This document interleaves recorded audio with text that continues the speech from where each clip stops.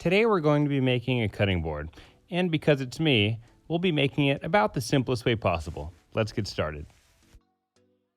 I start by cutting my material on the miter saw. For this cutting board, I'm using maple, cherry, and walnut. And the cutting board will end up being 12 inches by 18 inches.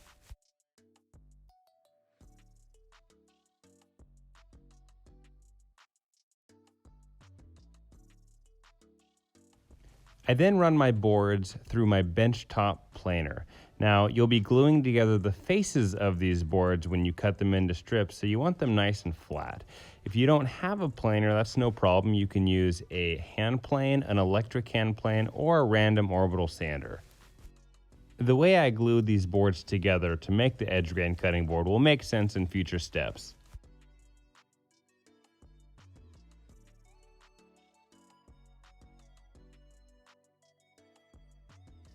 Now, because I'm making an edge grain cutting board, the width that I cut these pieces right now will end up being the height of my cutting board. I want my cutting board to be 1 1/4 inches thick. So I'm cutting these boards a little wider than 1 1/4 inches because when I glue these boards together, I'm going to be taking off some material in the planer and I want to have some material to play with.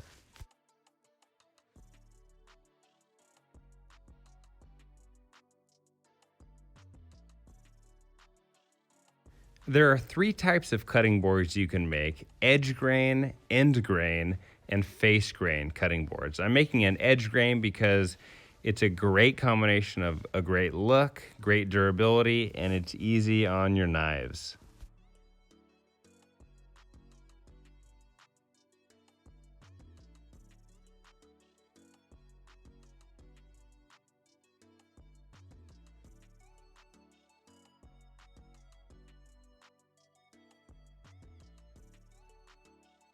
Once I got the pattern that I liked, I was ready for the glue up.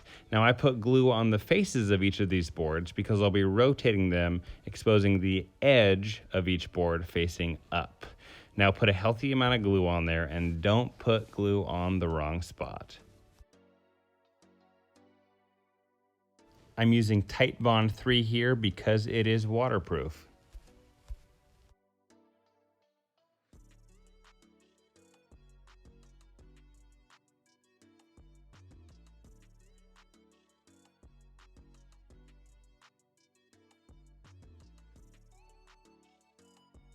I really like these clamps from Harbor Freight because they're cheap and they do the job. But really, any clamp you have lying around the shop will be just fine.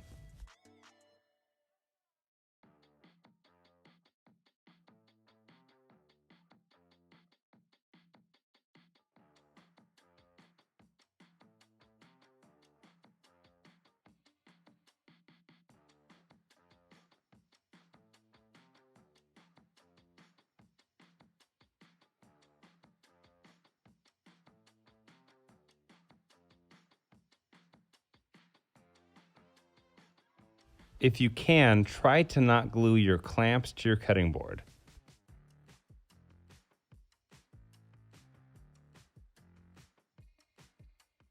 When I took the cutting board out of the clamps, I noticed it wasn't perfectly flat. So what I'm going to do is I'm going to run it through my planer, but I'm going to run it through on a flattening sled. Super easy to make. I just made it out of plywood and a few screws. And that'll get that wobble out and that'll get it perfectly flat. If you don't have a flattening sled, you can just run it through the planer and it'll be fine. If you don't have a planer, that's okay too. You can use a hand plane or an electric hand planer or just a random orbital sander. It'll take longer, but it'll still work. If you could like this video and subscribe to my channel, that would be super awesome and greatly appreciated. To cut this to size, I used my crosscut sled, but you could totally use your miter gauge that came with your table saw. That will do the job just fine.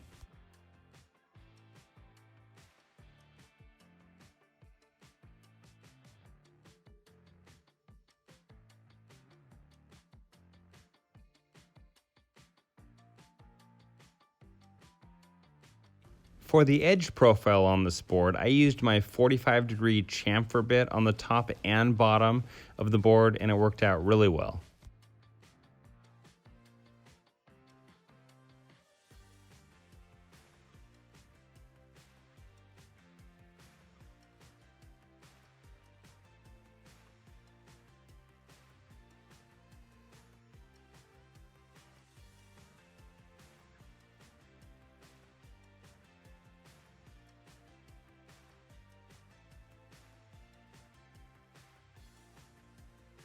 For the bottom handles, I used a 1/2 inch straight cut bit, and I set up this little jig myself, and it worked out just fine. If you have a router table, that would be a little more efficient and a little easier, but I do not have one at the moment, so I set up these pieces of wood and it worked out well.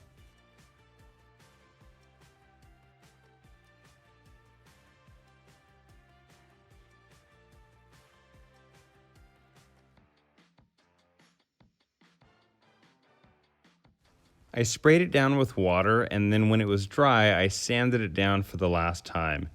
Then I used Walrus cutting board oil and then Walrus wood wax for the finish. And there you have it, a nice edge grain cutting board that will last a long, long time. I hope you enjoyed it, and until next time.